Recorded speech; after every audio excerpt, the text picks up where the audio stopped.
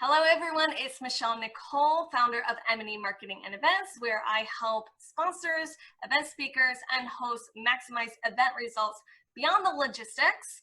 Today, I'm very excited to have Orly Zeewy with me, and she is a brand architect. And I would love for her to just introduce herself, what that means. Tell me what that means and how is that different than other brand specialists? Well, thank you, Michelle. Thank you for inviting me. As I say, I'm a brand architect, and what I do is I help build the DNA of brands and also help you close the marketing gaps between the three things that I have found get in the way of scaling, which is figuring out who you are, figuring out who your customer is, and speaking in one unified voice. I am so glad that you are here. I'm very glad that we have connected, and let's dive a little deeper in what those three areas really mean.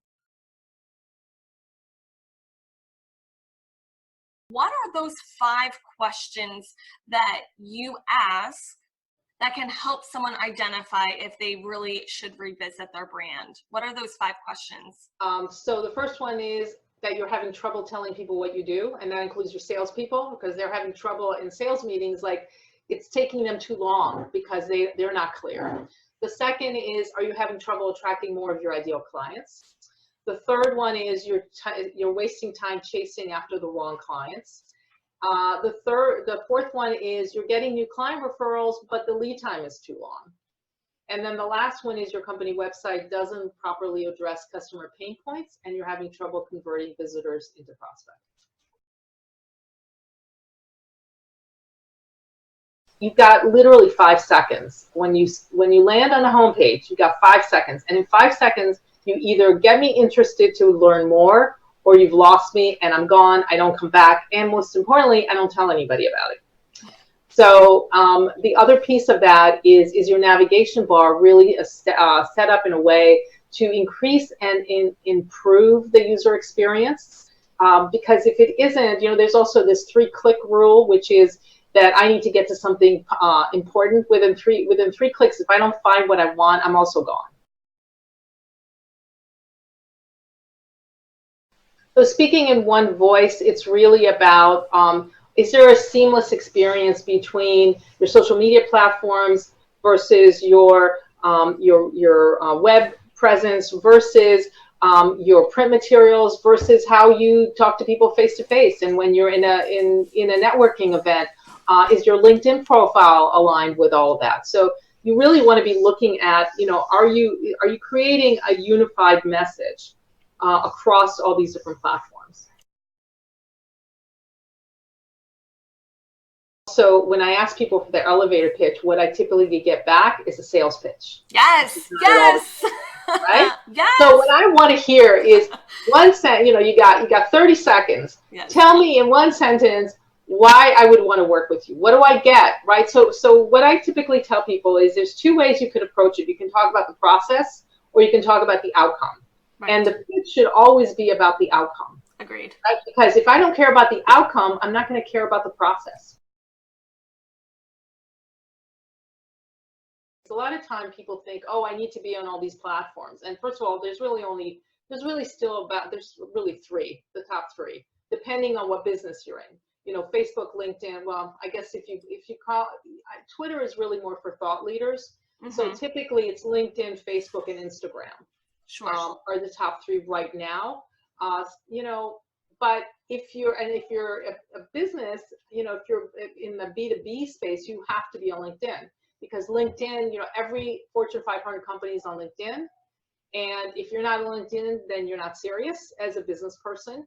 And you need to have at least 500 followers, because the average CEO has 963, I believe.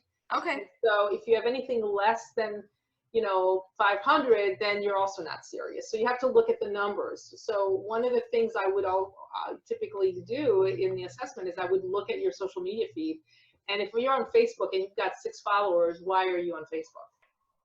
Because Facebook, by the way, is typically more for the consumer, B2C. Typically, there's another issue there, which startups, which I haven't mentioned, is that they're having trouble attracting the right team. Or there's been a lot of back and forth, or they've lost people because there's been kind of a disconnect. And my process actually helps you identify the right team members, which, by the way, from a startup perspective, it's the number 3 reasons why startups fail, because they have the wrong team. Wow, that is huge. That is huge. And really to emphasize also, even if you're not hiring employees, but you use partnerships or you use collaborations. Before you can really get into messaging, and people kind of jump into messaging before they do this part, and this is really critical, because the why is really, why do people work with you? You know, why are you different? You know, the idea is that out of that component of my build a brand process is really our core value. And by the way, there really should only be one core value. I'm always interested when I see like people list like 7 or 8 core values. Most of them are really just how we do business. Customer service is not a core value unless you're Nordstrom's or the Ritz-Carlton, because that is their entire proposition. Their entire business is built around that. But for most people, the fun part of my process, and for me as well, is to help you identify what that value, that core value is, and then turn that into a value proposition, which is what makes us different from the competition in a way that's really clear. And to do that, I do a competitive audit where I will look at other people, I will look at URLs within your industry. And then what I do is I pull out of that you know, their messaging to show you that, well, everyone says this, but you actually have this one thing that everyone else can't say. So there's that piece. And then the final one is being able to identify your elevator pitch, which is not a sales pitch. And that's something I always caution people. When people ask you what you do, they actually don't want you to tell them what you do. They want you to tell them the one thing that is going to stick in my mind to go, the thing you really want them to say, which is tell me more. Right. So if you could recap that in 3 bullet points, how do people understand their why? In 3 bullet points, give us a recap for us. So the 3 bullet points is what's my value proposition? What's my elevator pitch? What's my one core value? Very great. Awesome. Well, thank you so much for that. And if those are areas that you are struggling with, make sure that you contact Orly. I'd be more than happy to make a warm intro, and I will drop that link below. This is Michelle Nicole. Thank you so much for watching today. Make sure to comment below and subscribe. Follow us on Instagram, Facebook to optimize your next event beyond the logistics.